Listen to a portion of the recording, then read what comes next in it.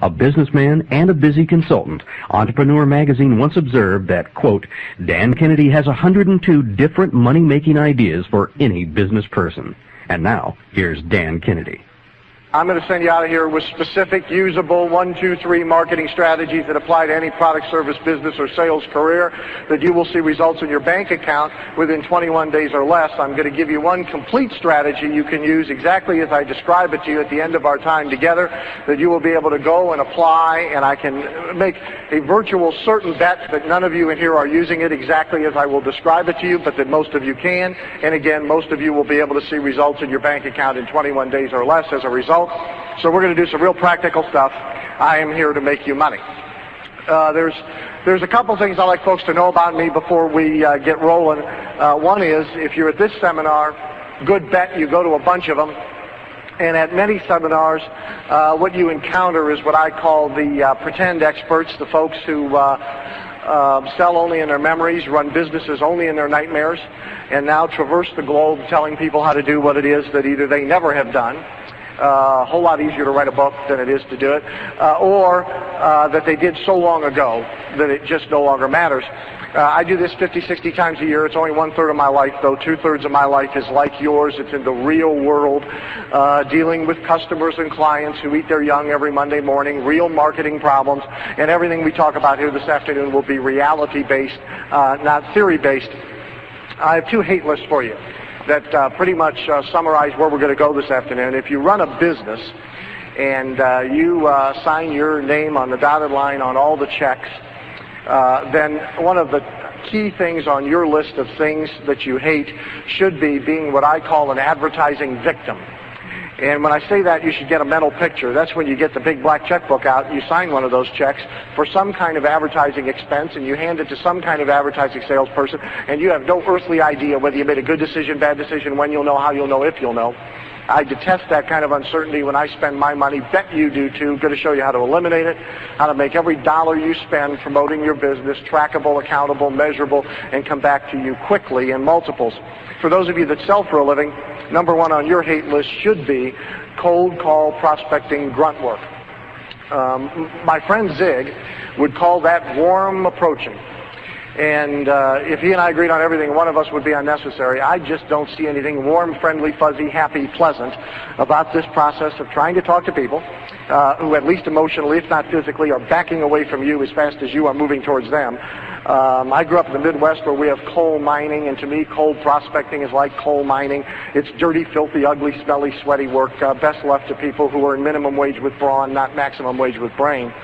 And so regardless of what you have done before this afternoon, as a result of what we do this afternoon, you should never cold prospect again as long as you live. I'm going to show you how to eliminate it from your existence and change the way you attract your customers or clients. One quick story, set the stage for where we're going to go, then we'll roll up our sleeves and get to work. Story gets us acquainted and sets our direction. I live in Phoenix, and I guess you have heat kind of like ours. Our license plate slogan is, but it's a dry heat, and it is. Just like a microwave 4 months out of the year. And it's important to this story. Phoenix, just if you haven't been, just take my word for it, there is no hotter place in North America than Phoenix in July and August. I travel a great deal, 200,000 air miles or so a year, but I do have an office. I do have a staff. Even when I'm home, though, I tend not to go to the office. I find it disturbs the staff. And so generally when I'm home, I stay at home. And one of the things I do is I catch up on consulting calls with my clients on the phone. And so several Julys ago, I'm home alone, weekday afternoon, everybody's out of the house.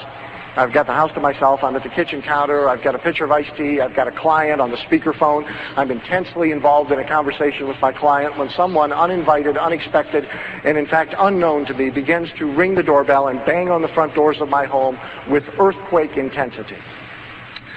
You all work for a real living. You're not home during the day, but if you stop and think about it, the options of who can be at your home on a weekday afternoon, uninvited, banging on the door is pretty slim. It's a pest. Not sure who it is. Back in the recession years, we knew because all the Jehovah's Witnesses and Avon ladies carpooled, but now it can be all sorts of people, but it's a pest. And so I did what you do with pests. I ignored it, confident that if sufficiently ignored, it'll go away. Didn't. I'm ignoring, continuing my conversation. He's ringing and banging, ringing and banging, ringing and banging. But finally, I'm right. After ignoring him for a sufficient length of time, he gives up and leaves, ever so briefly. He goes around to the rear of my property. He climbs over an 8.5-foot high masonry wall with shards of glass embedded on the top to discourage this method of entry. Comes down past the cactuses, the shrubs, the pool, and the spa, and he is now on the patio deck. Immediately behind me, he can see my back to him through the panes of glass on the doors, on which he is now banging with incredible violence. This is by far the most annoying pest ever. But I'm like the most stubborn guy ever. So I keep my back to him, raise my voice to carry on my conversation. We have the contest of wills that seems to last an eternity. Finally, he wins. I can't handle it anymore. I turn around to deal with the most annoying pest ever. It turns out the reason he's there is my entire backyard is in flames. We set a record that year, 15 straight 120-degree days, and everything a little dry, brittle. My guess is some imbecile driving through the community flicked a cigarette butt into orbit and picked my yard to limp, but I'll never know. But literally, everything but the water in the pool is on fire. And this Good Samaritan who thinks I'm an idiot, which is arguable by now, is there trying to save my house. Now, here's what's instructive. Here's what's useful. At that precise moment in time, he went from being the most annoying pest to the most welcome guest ever to visit the Kennedy household in 15 years because he was there with just the right message at just the right moment in time. In this case, call 911, stupid, I'll work the hose.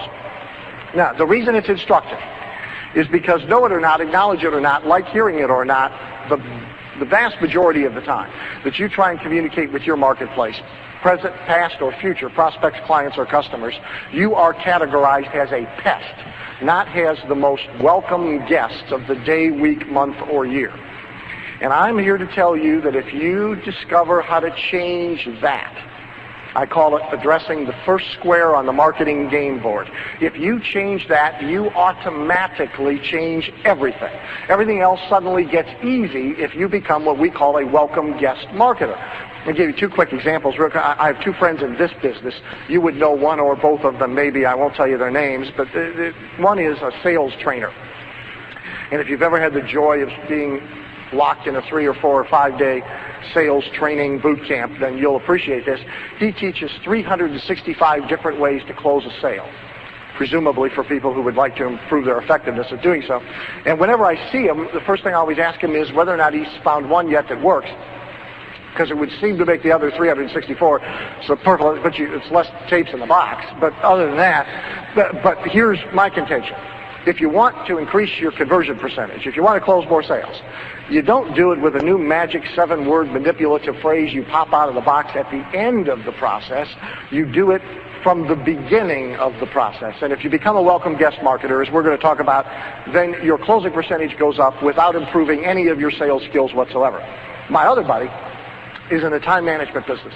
And he sells, some of you have them, probably under your seats or out in your cars, the really big honking time management systems that if you got a small car, you got to strap it on the roof when you drive around, which is why they come with solar calculators. They recharge while they're up there. These things usually have 56 colored tabs and 86 colored pens, and it takes an hour and a half to learn how to use it. It comes with a videotape. And as near as I can tell, it takes an hour and a half a day to use the system to manage the time that saves you an hour a day. But if you like those things, that's fine. My contention, though, is if you want to improve your personal productivity, you don't necessarily need a new leather binder. Instead, what you do is become a welcome guest marketer, so you spend all your face-to-face time only dealing with people who have sought you out and are predisposed to do business with you in a competitive vacuum. And so that's what I'm all about. That's what I do for companies and organizations, people. Every time we do it, we build a new marketing system. We cover 3 main issues. We deal with 3 steps. Going to run you through them very quickly here this afternoon, and here they are. We'll talk a little bit about each one of them as we go along. Gentlemen in the back of them, thank you. The first one is right message. What do you say? Message. Marketing message. What do you say to your marketplace, to your past, present, and future prospects, clients, and customers that is compelling, that is magnetic, that cannot be ignored, that must be responded to, that draws them to you like a light on a dark night draws moths? Do you have a great marketing message? We're going to ask some questions and find out. Secondly, who do you say it to? And by deliberate strategy, who do you not say it to? being efficient in your marketing? Are you efficient? Are you smart about this? Or are you throwing mud against the wall?